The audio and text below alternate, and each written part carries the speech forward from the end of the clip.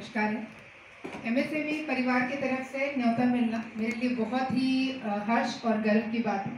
तो क्योंकि मैं भी एक उद्यमी हूँ और एमएसएमई मेरी ज़िंदगी में बहुत बड़ा स्थान रखता है, मायने रखता है। तो यहाँ पर जब आती हूँ और मंच पर आना ये बहुत खुशी देता है मुझे। तो कुछ भी व्यवस्था होती है बट जब संजीव आजाद सर का फ़ोन आता है तो मुझे लगता है कि नहीं, ये मेरी प्राथमिकता है, मैं यहाँ हूँ। आज का जो 4 शीर्षक संजीव आजाद जी ने दिया है बहुत ही अच्छा है। ऐसे शीर्षक है जो सबके दिल को छुए हैं। चंद्रयान में आपने अपना कुछ दिया हो या ना दिया हो, लेकिन सबके दिल से, जैसे देवला मैडम ने बताया कि एकता का प्रतीक हो गया था उस दिन। सभी लोग, पूरे भारत जो है, कोई प्रार्थना कर रहे हैं, कोई दुआ कर रहे हैं, सब खड़े थे कि ये सफल हो जाए। तो चारों ही शीर्षक बहुत ही अच्छे हैं। लेकिन क्योंकि मैं साहित्य से भी जुड़ी हुई हूँ, उद्यमी होने के साथ साथ मैं कवियत्री भी हूँ, साहित्य से जुड़ी हुई हूँ, तो हिंदी जो है वो मेरे दिल के बहुत करीब है। तो यह जो शीर्षक है हिंदी, उसके बारे में मैं थोड़ा सा और बोलना चाहूँगी।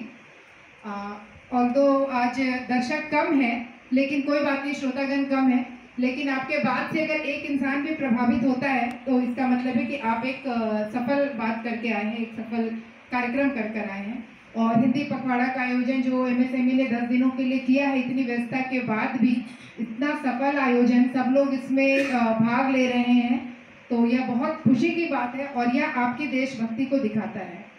तो देशभक्ति हमें सिर्फ जो है लड़ाई लड़ने से, जंग लड़ने से या किसी बात पर बहस करने से कि यह सही है या गलत है, मैं भारतीय हूँ मुझे पता है, नहीं होती है। आपका हर एक पल जो आप, हर एक मिनट जो आप अपना किसी भी सही चीज़ के लिए लगाते हैं, राष्ट्रीयता के लिए लगाते हैं, वही आपकी देशभक्ति है। तो यहाँ पर जितने भी लोग मौजूद हैं, देशभक्ति का प्रतीक है। आज हिंदी दिवस के अवसर पर बहुत सारे जो मेरे शब्द हैं उसमें उर्दू के भी शब्द आ रहे हैं, मौजूद हैं, और इस तरह के दुआ, बहुत सारे शब्द आ रहे हैं। तो मैं थोड़ा सा बात करना चाहूँगी उसके ऊपर। मैं बिहार से हूँ और मेरी मातृभाषा हिंदी है, तो मेरे लिए तो कोई समस्या नहीं है, मैं आराम से हिंदी के ऊपर बोल सकती हूँ, पढ़ सकती हूँ, लिख सकती हूँ। लेकिन हमारे भारत में बहुत सारे ऐसे क्षेत्र हैं, राज्य हैं, जहाँ पर हिंदी भाषी नहीं है। और लड़ाई यही है हमारे भारत में कि हिंदी राष्ट्रभाषा क्यों नहीं है। क्योंकि भारत में 50% से ज़्यादा लोग हिंदी भाषी नहीं है, इसलिए आज हिंदी राष्ट्रभाषा नहीं हो पाई है। तो क्या यह हमारे लिए शर्म की बात है? क्या यह हमारे लिए एक लड़ने का टॉपिक है? ऐसा है क्या? हिंदी भाषा को लेकर कुछ मिथ्य है जिसके बारे में मैं बात करना चाहूँगी। श्री गुरुदेव रविंद्रनाथ टैगोर की गीतांजलि सबने पढ़ी होगी, नहीं पूरी पढ़ी होगी, 2-4 लाइन कभी आप अपने सिलेबस में भी पढ़ा होगा। उसे हमने हिंदी में पढ़ा, बंगाली में तो नहीं पढ़ा, लिखा तो उन्होंने बंगाली में था। तो मैं हिंदी भाषी हूँ, मैं बंगाली रविंद्रनाथ टैगोर जी को जब मैं हिंदी में पढ़ सकती हूँ, तो हमारी हिंदी की संस्कारों को, संस्कृति को अगर कोई बंगाली, कोई उड़िया, कोई तमिल, कोई तेलुगु, कोई असमी अगर अपनी मातृभाषा में बोलता है या करता है, तो हम उसे भारतीय क्यों नहीं समझते हैं? यह लड़ाई क्यों है? यह नहीं होनी चाहिए। गैर हिंदी भाषी पर हिंदी थोपना बिल्कुल ऐसा ही जैसे आप अपनी माँ को किसी और की माँ बनाने के लिए थोपते हैं। कई बार हम देखेंगे हमारे घर में भी सास बहू की लड़ाई होती है। वो लड़ाई क्यों होती है? एकदम सिंपल सा तर्क है, एकदम साधारण तर्क है। आप अपनी माँ को किसी और की माँ पर बनाने के लिए बार बार मशक्कत कर रहे हैं, थोप रहे होते हैं। आप ऐसा नहीं करिए। माँ जो है, जो सम्मान की भावना होती है, वो हमारे अंतरात्मा से आती है, दिल से आती है। तो किसी के ऊपर थोप देने से वह सम्मान नहीं आएगी।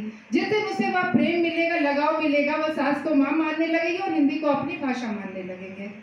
और अगर उनकी क्षेत्रीय भाषा कुछ अलग भी है, हिंदी नहीं है, तो इसका यह मतलब नहीं है कि वह हिंदुस्तानी नहीं है। तो मैं सबसे अनुरोध करना चाहूँगी कि कम से कम इस लड़ाई से ऊपर उठे, क्योंकि हिंदुस्तान जो है वो विविधता का देश है, सब जानते हैं। तो उस विविधता में हम भाषा की दीवार को क्यों खड़ी करना चाहते हैं?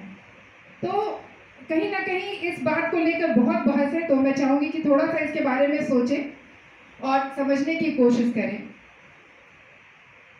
उसके बाद मैं बताऊँगी हिंदी, सच्चा हिंदुस्तानी जो है वो हिंदी बोलने से नहीं होता है, बल्कि हिंदुस्तानियत आनी चाहिए उसे। वसुधैव कुटुंबम का आदर्श आना चाहिए, सर्वभवन्तु सुखना की भावना होनी चाहिए और अपनी मातृभाषा आनी चाहिए, वह बहुत ज़्यादा जरूरी है।